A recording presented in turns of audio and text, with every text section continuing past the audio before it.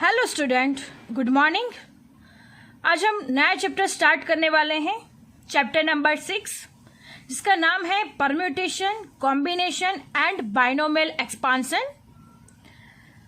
So first of all, what is the meaning of permutation, combination and binomial expansion?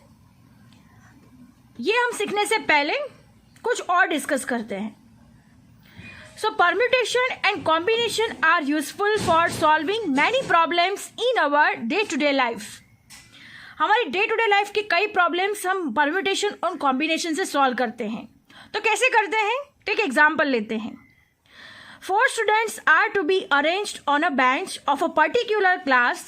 Then in how many ways can a teacher arrange these 4 students? यानी एक benches पर हमें 4 student को arrange करना है, right? तो हम कैसे कोई टीचर उसको अरेंज करेगा? तो पता होगा कि 2 फ्रेंड्स होंगे, उसके साथ में बिठाएगा, फिर थर्ड को बिठाएगा, फिर फोर्थ को बिठाएंगे। वैसे हम चारों को अलग अलग तरीके से कितनी दफ़ा हम लोग उसको अरेंज कर सकते हैं। और एक और एग्जाम्पल लेते हैं। A person has 6 friends and he wishes to invite only 2 friends to his family function. Then how many options that a person has? एक पर्सन के 6 फ्रेंड्स हैं और उनमें से 2 को ही वो अपने फैमिली फंक्शंस में इनवाइट करना चाहता है। तो कैसे सिलेक्ट करेगा 6 में से 2 को? So normally we solve this problems with common sense. हम अपने कॉमन सेंस से ये सारे प्रॉब्लम्स को सॉल्व कर देते हैं। एक बेंचेस पर 4 स्टूडेंट को बिठाना है, तो कैसे बिठाएंगे? तो वो टीचर अपने हिसाब से चारों स्टूडेंट को बारी बारी से बिठा देगा। और एक पर्सन है जिसके 6 फ्रेंड है और उस 6 फ्रेंड में से किसी भी 2 फ्रेंड्स को अगर उसको फैमिली फंक्शन में बुलाना है तो वो अपने हिसाब से कोई भी 2 क्लोज फ्रेंड को बुला लेगा। यानी ये जो हम प्रॉब्लम्स होते हैं हमारे डे टू डे लाइफ की, वो हम अपनी कॉमन सेंस से सॉल्व कर देते हैं। But for the mathematical solution for different problems of this type we shall study certain principle and method in these chapters.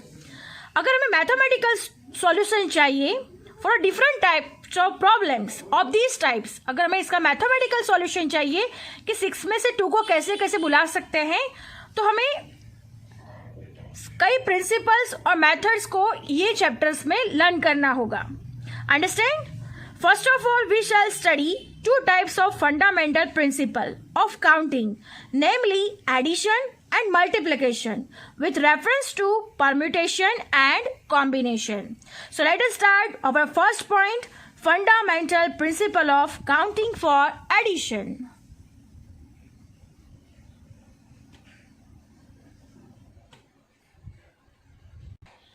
So students, सबसे पहले हम लोग सीखेंगे fundamental principle of counting for addition.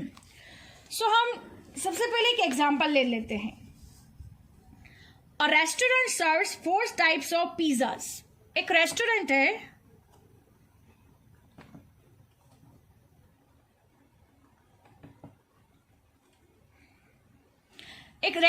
है, जो 4 टाइप्स के पिज्जास को क्या कर रहा है? सर्व करता है। तो 4 types of pizzas, right? 4 types of pizzas, हम उसको नाम दे देते हैं P1, P2, P3 and P4। Understand? और दूसरा, and 3 types of burgers. Understand? तो हम उसको भी नाम दे देते हैं B1, B2 and B3। Understand? So let us start. A restaurant serves 4 types of pizzas, say P1, P2, P3, P4, and 3 types of burgers, say B1, B2, B3. Now listen it carefully. If a person want to order a pizza or burger, उसको क्या order करना है? Pizza और, ध्यान से देखना, और burger. तो उसके पास कितने ऑप्शन हो गए? पिज़्ज़ा या तो बर्गर, दोनों में से किसी एक चीज़ को उसको ऑर्डर करना है। तो पिज़्ज़ा और बर्गर के दोनों को मिलाकर कितने टोटल ऑप्शंस हो गए उसके पास? सो टोटल ऑप्शंस 4 टाइप्स के बर्गर हैं और 3 टाइप्स के पिज़्ज़ा हैं। सो 4 + 3 = 7 ऑप्शंस। उसके पास 7 ऑप्शंस हो गए। अब 7 के 7 ऑप्शन यहाँ पे लिख देते हैं P1, P2, P3, P4, B1, B2 और B3। सो ये उसके पास 7 ऑप्शंस हैं। अंडरस्टैंड? तो ये क्या हो गया, उसको पिज्जा और बर्गर, जब भी और की पॉसिबिलिटी लगती है तब हमारा क्या होता है, एडिशन हो जाता है, क्योंकि हमने दोनों को ऐड कर दिया। 4 + 3 = 7। तो उसके पास कितने ऑप्शन हुए, 7 ऑप्शन हुए। या तो पिज्जा ऑर्डर कर सकता है या तो फिर बर्गर ऑर्डर कर सकता है। अंडरस्टैंड? अब हम एक दूसरा एग्जाम्पल लेते हैं। A class teacher wishing to appoint a class representative from 40 boys and 20 girls. अब क्लास रिप्रेजेंटेटिव को टीचर को सिलेक्ट करना है, तो यहां पे लिख देते हैं क्लास रिप्रेजेंटेटिव। क्लास रिप्रेजेंटेटिव किसमें से सिलेक्ट करना है, 40 बॉयज एंड 20 गर्ल्स। तो उसके पास कितने ऑप्शन हो गए, 40 + 20 ऑप्शन, यानी 60 ऑप्शन है उसके पास। वो 60 में से किसी को भी सिलेक्ट कर सकता है। Understand? So this rule is called fundamental principle of counting for addition. Understand? इस रूल को क्या कहा जाएगा, fundamental principle of counting for addition. Understand? अब हम इसका जो फॉर्मूला है वो लिख देते हैं। कैसे लिखेंगे, तो लिखते हैं यहाँ पे भी 2 ग्रुप्स है, बॉयज और गर्ल्स का ग्रुप है। यहाँ पे भी 2 ग्रुप्स है, पिज्जा और बर्गर। यहाँ पे भी 2 ग्रुप्स था। तो हम लिखते हैं selecting of one thing from M distinct, selecting of one thing from N distinct things of group 1, things of group 1। Understand? यानी सिलेक्शन करना है ग्रुप 1 से, उसको हम M विज बोलते हैं, M थिंग्स, यानी यहां पे लिख देते हैं हम लोग M विज। अंडरस्टैंड? और रखते हैं और। मैंने आगे भी बताया आप लोगों को, जब भी और की पॉसिबिलिटी लगेगी तब हमारा क्या होगा, एडिशन। और का मीनिंग क्या हो जाएगा, एडिशन, यानी प्लस। अंडरस्टैंड? अब यहां पे लिखते हैं दूसरा एन ग्रुप। यहाँ पे पिज्जा का एम वे लिख देते हैं हम लोग, पिज्जा को एम मान लेते हैं, और जो बर्गर है उसे क्या मान लेते हैं, एन। सेम यहाँ पे क्लास रिप्रेजेंटेटिव में भी 40 बॉयज है तो 40 बॉयज को हम लोग एम मानते हैं, और गर्ल्स 20 है तो गर्ल्स को हम लोग एन मान लेते हैं। तो यहाँ पे लिखते हैं selection of one thing from n distinct things of group 2, यानी group 2, group 1 and group 2। Understand? Boys का ग्रुप 1, गर्ल्स का ग्रुप 2, पिज्जा का ग्रुप 1 और बर्गर का ग्रुप 2। तो यहां पे लिख देते हैं एन वेज। अंडरस्टैंड? सो ये हमारा क्या हो गया, fundamental principle of counting for addition. Addition यानी किसी एक पर्सन को अगर किसी भी एक चीज को ऑर्डर करना है, तो अगर किसी एक चीज को सिलेक्ट करना है तो उसके पास कितने ऑप्शंस हो गए, तो total options m ways plus n ways दोनों के मिला के टोटल ऑप्शंस, ये क्या हो गया, fundamental principle of counting for addition. Understand? तो ये हमारा first fundamental principle of counting for addition is finished. I hope you understand it very well. Now moving to the next fundamental principle of counting for multiplication। अब हम multiplication के बारे में सीखेंगे। ये एडिशन के बारे में आप लोगों को समझ में आ गया होगा कि कैसे उसको सेलेक्ट करना है। Understand? Now moving to the next fundamental principle of counting for multiplication. Next है fundamental principle of counting for multiplication.